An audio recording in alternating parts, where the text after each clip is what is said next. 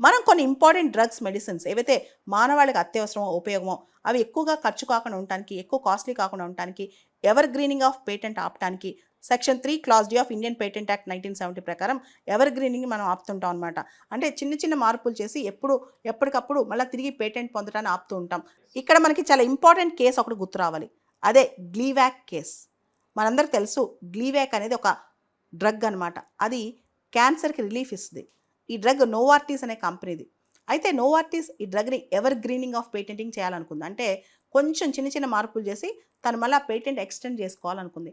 భారతదేశం చాలా తక్కువ ఖర్చుతో ఎవరైతే పేషెంట్స్‌కి చాలా ఎఫోర్డబుల్ రేట్‌తో జెన్వాక్ అని చెప్పి దీన్నే ఒక మోడిఫైడ్ జనరిక్ వెర్షన్ ఇండియా చేసిందనమాట. ఇండియా పైన అప్పుడు నోవార్టిస్ కేసేసింది. ఇది మా డ్రగ్, ఇండియా జనరిక్ వెర్షన్ తయారు చేసింది. ఇండియా కావాలని మా డ్రగ్‌ని కాపీ కొట్టిందని చెప్పి కేసేసిందనమాట. అయితే ఇక్కడ మనం 2 సెక్షన్స్ గుర్తుపెట్టుకోవాలి. Section 3 class D of Indian patent act. దీనిలో ఎవర్ గ్రీనింగ్ ఆఫ్ పేటెంట్‌ని ఆపటం. అదేవిధంగా section 47 of Indian patent act.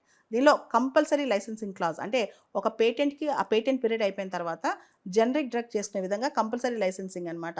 So, మొత్తానికి నోవార్టిస్ కేస్‌లో ఇండియానే గెలిచింది.